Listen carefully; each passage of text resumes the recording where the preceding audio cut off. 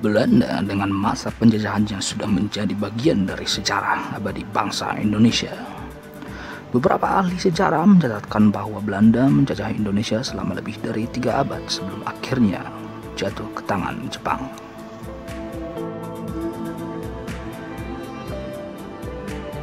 Namun, penjajahan Jepang di Indonesia tidak berlangsung lama. Semakin melemahnya kekuatan Jepang di benua Asia memberi signal kepada bangsa Indonesia untuk segera bertindak.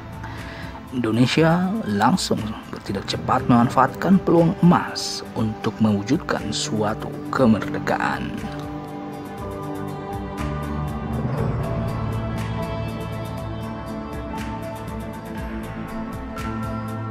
Maka langkah demi langkah diambil untuk mewujudkan kemerdekaan tersebut. Salah satu langkah yang dilakukan para pendiri bangsa adalah pembentukan Badan Penyelidik Upaya-upaya Persiapan Kemerdekaan Indonesia atau yang dikenal dengan BPUPKI.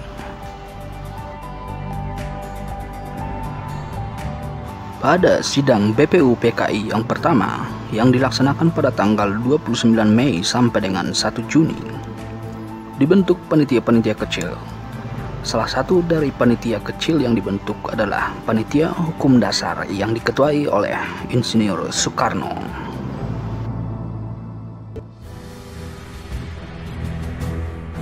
Di luar persidangan BPUPKI, tepatnya pada tanggal 22 Juni tahun 1945, panitia kecil mengadakan rapat gabungan dengan anggota BPUPKI yang dilaksanakan di Jakarta. Hasil rapat panitia kecil perumusan dasar negara adalah rancangan Undang-Undang Dasar dengan Mukadimah Hukum Dasar Negara Indonesia yang dikenal dengan nama Piagam Jakarta.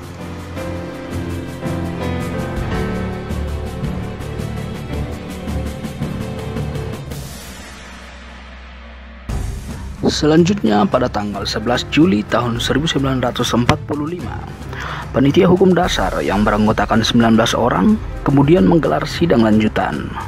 Pada sidang tersebut terdapat 3 kesepakatan, antara lain yang pertama, membentuk Panitia Perancang atau Declaration of Rights yang beranggotakan A. Soebardjo, Sukiman, dan Parada Harahap. Yang kedua, bentuk Negara Kesatuan atau Unitaris. Kemudian yang ketiga, kepala negara di tangan satu orang, yaitu Presiden.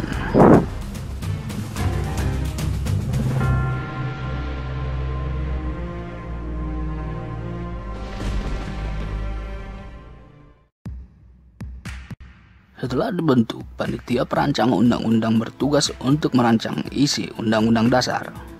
Pada saat itu, Supomo diangkat menjadi ketua dan beranggotakan 7 orang yang terdiri dari Supomo sebagai ketua, KRT Wongsonegoro sebagai anggota, Raden Ahmad Soebardjo, Alexander Andres Maramis, Raden Panji Singgi, Haji Agus Salim, dan Sukiman Wirjosanjoyo.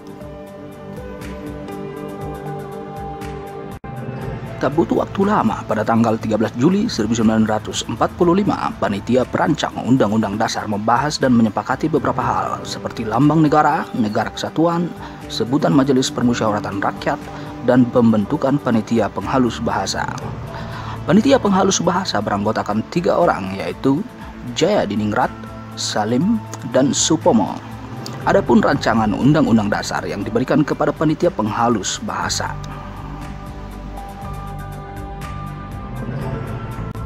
Keesokan harinya, BPUPKI menggelar sidang pleno yang beragendakan pembacaan tentang pernyataan kemerdekaan. Panitia Perancang Undang-Undang Dasar melaporkan hasil kerjanya. Pada saat itu, terdapat 3 hal pokok yang disampaikan dalam laporannya, antara lain pernyataan tentang Indonesia Merdeka, pembukaan Undang-Undang Dasar, batang tubuh Undang-Undang Dasar yang kemudian dinamakan sebagai Undang-Undang Dasar. Adapun isi dari batang tubuh Undang-Undang Dasar tersebut antara lain yang pertama, Wilayah negara Indonesia adalah sama dengan bekas wilayah Hindia Belanda dahulu, ditambah dengan Malaya, Borneo Utara yang sekarang adalah wilayah Sabah dan wilayah Sarawak di Malaysia, serta wilayah Brunei Darussalam, Papua, Timor Portugis yang sekarang menjadi Timor Leste, dan pulau-pulau di sekitarnya. Yang kedua, bentuk negara Indonesia adalah negara kesatuan. Yang ketiga, bentuk pemerintah Indonesia adalah republik. Yang keempat, bendera nasional Indonesia adalah sang saka merah putih. Dan yang kelima adalah bahasa nasional Indonesia adalah bahasa Indonesia. Pada saat itu, rancangan Undang-Undang Dasar berjumlah 42 pasal. 5 pasal diantaranya merupakan aturan peralihan dengan keadaan perang dan 1 pasal mengenai aturan tambahan. Kemudian pada tanggal 15 Juli 1945, BPUPKI kembali menggelar sidang dengan agenda pembahasan rancangan Undang-Undang Dasar. Selanjutnya, Supomo selaku Ketua Panitia Perancang Undang-Undang Dasar memberikan penjelasan atas naskah Undang-Undang Dasar. Kemudian pada tanggal 16 Juli 1945 dengan suara bulat, naskah Undang-Undang Dasar diterima dalam sidang BPUPKI. Selain itu, usulan-usulan panitia keuangan dan panitia pembelaan tanah air diterima. Dengan diterimanya naskah Undang-Undang Dasar tersebut, maka tugas BPUPKI pun dinyatakan berakhir.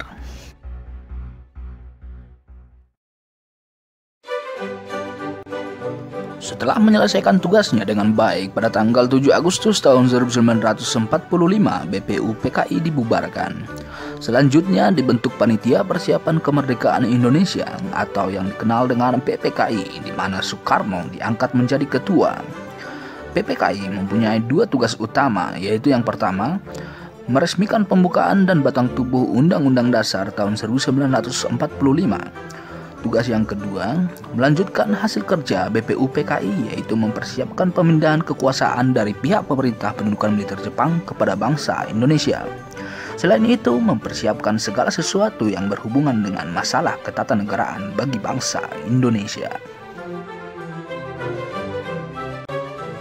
Adapun anggota PPKI berjumlah 21 orang yang dipilih oleh Marsekal Terauchi.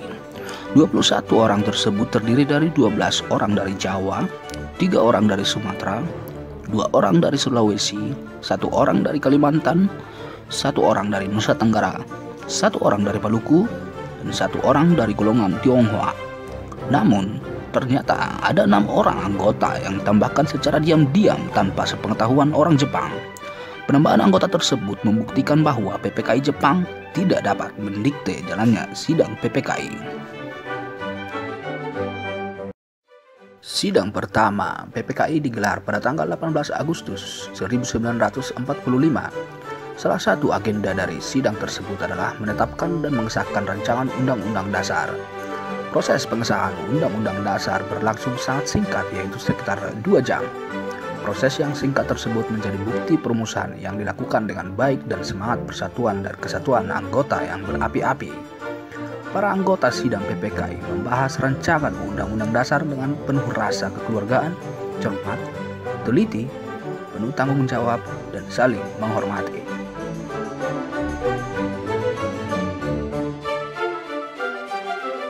Undang-Undang Dasar 1945 ditetapkan dan disahkan pada sidang PPKI yang pertama melalui hasil putusan sidang yang berlangsung dengan hikmat dan penuh semangat.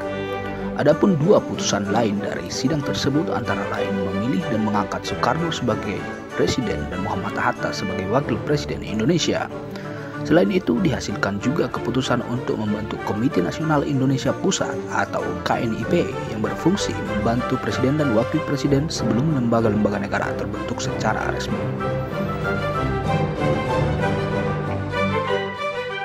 Undang-Undang Dasar tahun 1945 yang akan ditetapkan berbeda dengan rancangan awal. Terdapat beberapa perubahan antara lain. Yang pertama, mengganti istilah hukum dasar menjadi Undang-Undang Dasar. 2. Kata mukadimah di Piagam Jakarta diganti dengan pembukaan. 3. Mengubah frasa dalam suatu hukum dasar menjadi dalam suatu undang-undang dasar. 4. Pada Piagam Jakarta alinea keempat terdapat rumusan Pancasila yang pertama yang berbunyi ketuhanan dengan kewajiban menjalankan syariat Islam bagi pemeluk-pemeluknya diganti menjadi ketuhanan yang Maha Esa. 5. Pada alinea keempat yang tercantum sila kedua Pancasila yang berbunyi menurut kemanusiaan yang adil dan beradab diganti menjadi kemanusiaan yang adil dan beradab. Dan perubahan yang keenam yaitu usulan perubahan yang terdapat dalam rencana Undang-Undang Dasar, yaitu pada pasal 6 ayat 1 yang sebelumnya berbunyi Presiden ialah orang Indonesia asli yang beragama Islam diubah menjadi Presiden ialah orang Indonesia asli. Selain itu, pasal 29 ayat 1 yang sebelumnya berbunyi negara berdasar atas ketuhanan dengan menjalankan syariat Islam bagi pemeluk-pemeluknya diubah menjadi negara berdasar atas ketuhanan yang Maha Esa. Undang-Undang Dasar 1945 yang ditetapkan pada sidang pertama PPKI melalui 2 tahap, yaitu tahap pengesahan pembukaan Undang-Undang Dasar Negara Republik Indonesia yang terdiri dari 4 alinea dan tahap pengesahan batang tubuh Undang-Undang Dasar Negara Republik Indonesia yang terdiri dari 16 bab, 37 pasal, 4 pasal aturan peralihan dan 2 ayat aturan tambahan. Selanjutnya, Undang-Undang Dasar kemudian dilengkapi dengan bagian penjelasan. Bagian penjelasan tersebut dilampirkan dalam Berita Republik Indonesia tahun kedua nomor 7 tanggal 15 Februari tahun 1946. Dengan demikian, Undang-Undang Dasar 1945 terdiri dari pembukaan, batang tubuh, dan penjelasan. Pembukaan memuat prinsip-prinsip pokok kenegaraan yang terdiri dari 4 alinea yang mencakup tujuan negara, bentuk negara, dan rumusan Pancasila sebagai dasar negara. Selanjutnya, batang tubuh Undang-Undang Dasar 1945 mencakup materi yang terdiri dari 2 bagian. Bagian pertama adalah pasal-pasal yang berisi materi pengaturan sistem pemerintahan negara. Kemudian bagian yang kedua merupakan pasal-pasal yang berisi materi hubungan antara negara, warga negara, serta penduduknya. Selain itu, bagian kedua ini juga mencakup konsepsi negara di berbagai bidang seperti bidang ekonomi, bidang pertahanan dan keamanan, dan bidang politik, sosial, dan budaya.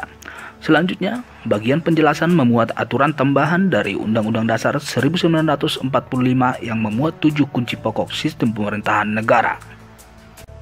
Undang-Undang Dasar Negara Republik Indonesia tahun 1945 atau yang dikenal dengan sebutan Undang-Undang Dasar 45 merupakan hukum dasar tertulis negara Indonesia. Undang-Undang Dasar tahun 1945 sudah menjadi acuan dalam membuat kebijakan atau produk hukum di negara kita. Setiap warga negara wajib mengetahui sejarah panjang rumusan, penetapan, dan pengesahan Undang-Undang Dasar Negara Republik Indonesia tahun 1945. Dengan mengetahui perjuangan para tokoh bangsa yang begitu besar, kita, semua warga negara sudah selayaknya memberikan apresiasi dan penghormatan dengan cara menjaga keutuhan NKRI. Kita juga harus mensyukuri eksistensi dari Undang-Undang Dasar 1945 dengan cara bernegara berdasarkan peraturan perundang-undangan yang berlaku. Toleransi dalam keberagaman sudah seharusnya kita pandang sebagai suatu kewajiban yang jika dilaksanakan akan menghasilkan suatu keindahan dan semangat, sehingga terwujud Indonesia yang kuat dan bersatu. Semua warga negara bertanggung jawab untuk mengamalkan dan memelihara nilai-nilai yang terkandung dalam Pancasila sebagai dasar negara Indonesia.